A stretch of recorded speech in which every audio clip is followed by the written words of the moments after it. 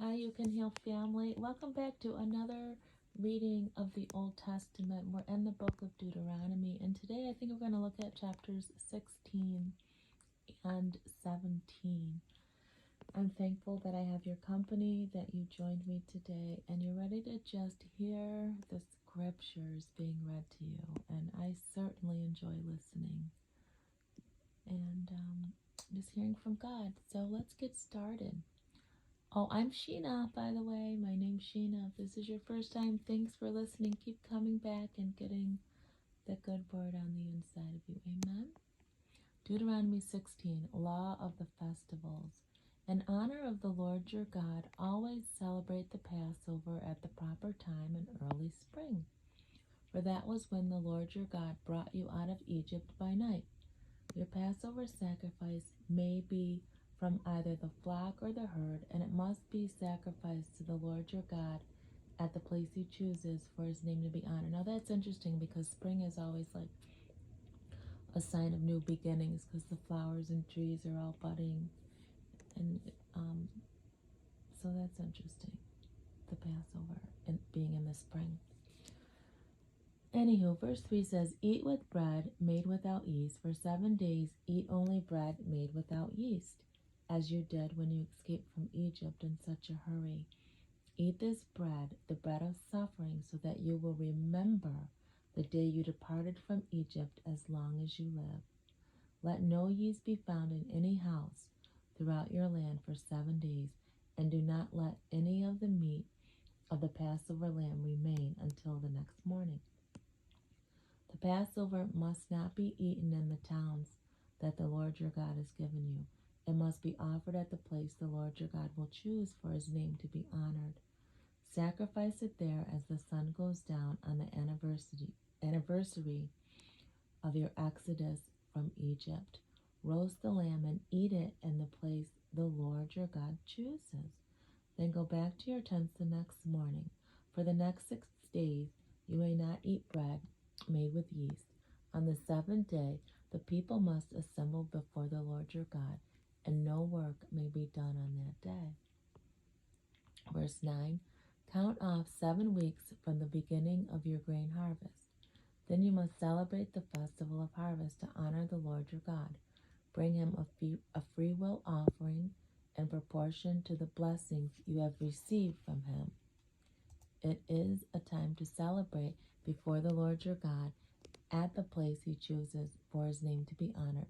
Celebrate with your whole family, all your servants, the Levites from your towns, and the foreigners, orphans, and widows who live among you. Remember that you were slaves in Egypt, so be careful to obey all these laws. Another celebration, the Festival of Shelters, must be observed for 7 days at the end of the harvest season. After the grain has been threshed and the grapes have been pressed, this festival will be a happy time of rejoicing with your family, your servants, and with the Levites, foreigners, orphans, and widows from your towns. For 7 days, celebrate this festival to honor the Lord your God at the place he chooses, for it is the Lord your God who gives you bountiful harvest and blesses all your work. This festival will be a time of great joy for all. Each year, every man in Israel must celebrate these 3 festivals: the festival of unleavened bread, the festival of harvest, and the festival of shelters. This must appear before the Lord your God at the place he chooses on each of these occasions, and they must bring a gift to the Lord. All must give as they are able, according to the blessings given to them by the Lord your God. The next little section here is Law of the Administration of Judges. Appoint judges and officials for each of your tribes in all the towns the Lord your God is giving you. They will judge the people fairly throughout the land. You must never accept a bribe, for bribes blind the eyes of the wise and corrupt the decisions of the godly. Let true justice prevail, so you may live and occupy the land that the Lord your God is giving you. You must never set up an Asherah pole beside the altar of the Lord your God, and never set up sacred pillars for worship, for the Lord your God hates interesting. You know what I was thinking of when I heard the word bribes and it said don't ever accept a bribe? I was just thinking about how sometimes in relationships, the person trying to get you to stay will make it sound so enticing. Oh, well, we'll get to do this or go to dinner or, I don't know. Just all these things that just lead you back in, suck you back in. I don't know if it's necessarily a bribe, but it's just so persuasive, right? That's what I'm just thinking about, if you wanted to know. So don't fall for the okie doke, You Can Heal family. If you've made a decision to begin to break away from an unhealthy relationship, trust that decision and move forward accordingly.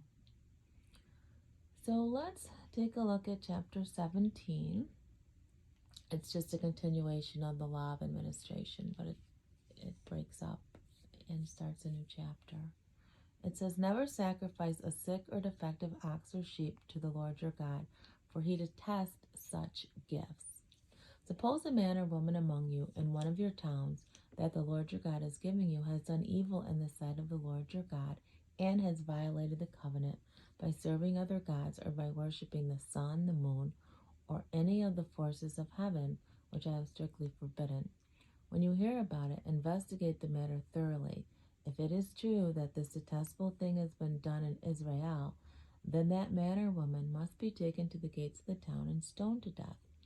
But never put a person to death on the testimony of only one witness. There must always be at least 2 or 3 witnesses. The witnesses must throw the first stones, and then all the people will join in.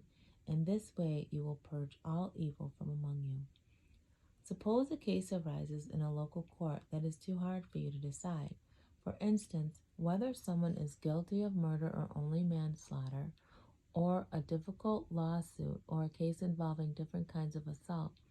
Take such cases to the place the Lord your God will choose, where the Levitical priest and the judge on duty will hear the case and decide what to do. The decision they make at the place the Lord chooses will always stand. You must do exactly what they say. After they have interpreted the law and reached a verdict, the sentence they impose must be fully executed. Do not modify it in any way. Anyone arrogant enough to reject the verdict of the judge or of the priest who represents the Lord your God must be put to death. Such evil must be purged from Israel. Then everyone will hear about it and be afraid to act so arrogantly. Law of the administration of the king. You will soon arrive in the land the Lord your God is giving you, and you will conquer it and settle there. Then you begin to think, we ought to have a king like the other nations around us. If this happens, be sure that you select as king the man the Lord your God chooses. You must appoint a fellow Israelite, not a foreigner. The king must not build up a large stable of horses for himself, and he must never send his people to Egypt to buy horses there. For the Lord your God has told you, you must never return to Egypt. Now, isn't this good too? They were called out of there, and the Lord never wants them to go back. And that's for us too. When you leave something behind, that's it, right? When you walk away from an unhealthy relationship, abusive relationship, that's it. Don't go back. You left for a reason. You left for a reason. Verse 17 says, the king must not take many wives for himself, because they will lead him away from the Lord. He must not accumulate vast amounts of wealth and silver and gold for himself. When he sits on the throne as king, he must copy these laws on a scroll for himself in the presence of the Levitical priest. He must always keep this copy of the law with him and read it daily as long as he lives. That way he will learn to fear the Lord his God by obeying all the terms of the law. This regular reading will prevent him from becoming proud and acting as if he is above his fellow citizens. It will also prevent him from turning away from these commands in the smallest way. This will assure that he and his descendants will reign for many generations in Israel. So verse 20 was interesting, right? It said, regular reading. This regular reading will present you, it says here, becoming proud and acting as if he is above his fellow servants. But I think about you and I reading this together every day, and just how regularly hearing the word, kind of keeps us grounded and on track and focused in our focus on God, as a reminder that he's with us every day, every single day, even when we don't feel like it. So yesterday when I was in the hospital waiting for the anesthesiologist to come in, the doctor, there's a lady next to me. Now, you're just divided by a curtain, so there's no soundproofing there. And this poor lady was scared to death of her surgery. And I heard her say to the doctor how she just didn't, like the Lord forgot about her, and he didn't remember her anymore. And I just began to pray for her. I did, and I know the Lord heard my prayer and will help her through her time of trouble. But people are scared out there, and you do think, I'm going through this or that, and the Lord just doesn't remember me, and that's not true. The enemy wants us to think that, and get our thinking all twisted up. But the Lord never leaves us. He's always there. He's the ever-present help in time of trouble. We just have to call on him and remember that. So, yeah, I had an opportunity to pray for her yesterday and trust that all went well. So that ends our reading today. Tomorrow we'll be back together reading Deuteronomy 18 and 19, it looks like. So I want to thank you for being with me today. I love ya, and always remember that true healing begins with self-love. Why? Because God is love and he lives on the inside of you. Talk tomorrow. Bye.